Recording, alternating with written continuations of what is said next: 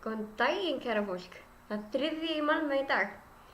Gærdagurinn verður skráður í mínar persónulegu sögubækur fyrir að vera einhver súrrealisti dagur sem ég hef upplifað.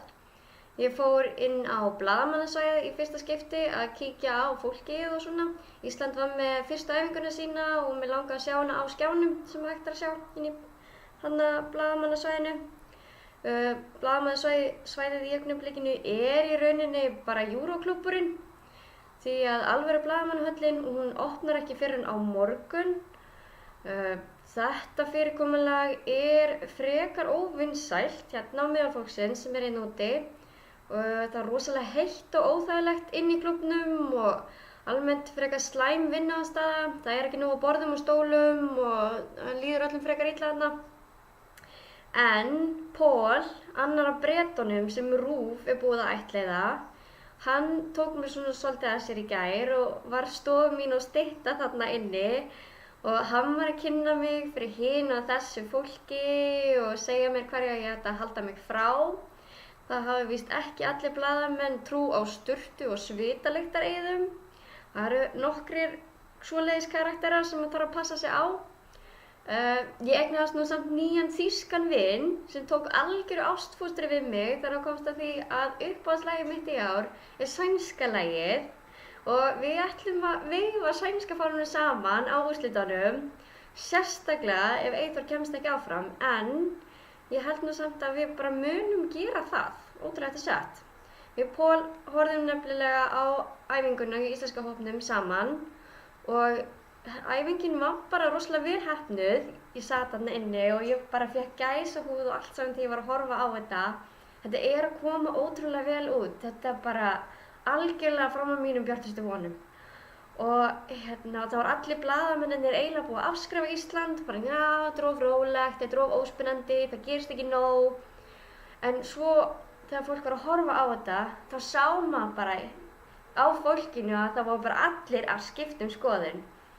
Og núna er allir að tala að atriðið orðið miklu betra en allir byggust við og ég fylltist brjáluðu þjóðarstolti þegar seinasta rennsli var búið og allir inn í blaðamannabíónu byrja að klappa og það var geðveikt, bara þvílík upplifun.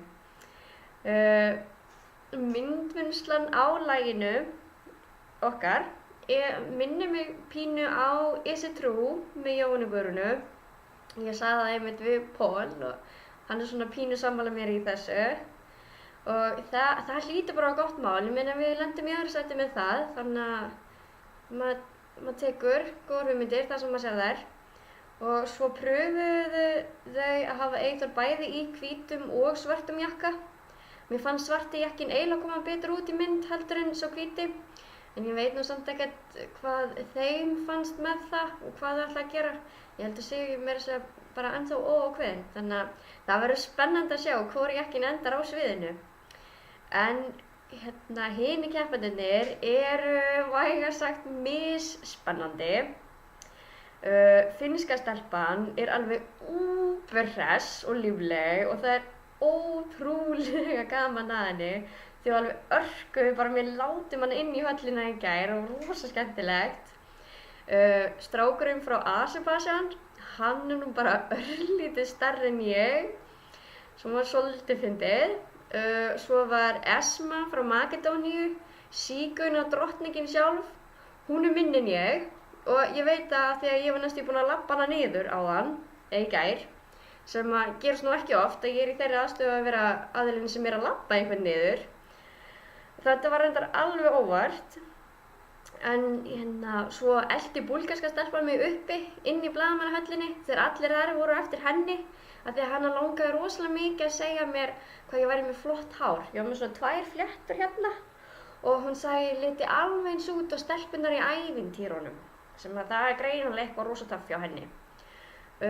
Annars slógu Eyþór og strákarnir freka mikið í gegn í gær hjá blaðamannunum og þeir voru einu hópurinn sem ég sá af þeim sem voru þarna sem að sungu lagið. Þeir tóku lagið á blaðamannafundi og það heppnaðist bara ótrúlega vel og blaðamennirnir alveg bara vá, þetta er æðislegt og stórkostlegt og Eyþór var seinasti keppandi dagsins í gær sem kom inn og þegar hann var kom 6-leytið og þá voru allir orðnir svona frekar þreyttir og pirraðir og öllum langaði bara heim og út úr þessu húsi.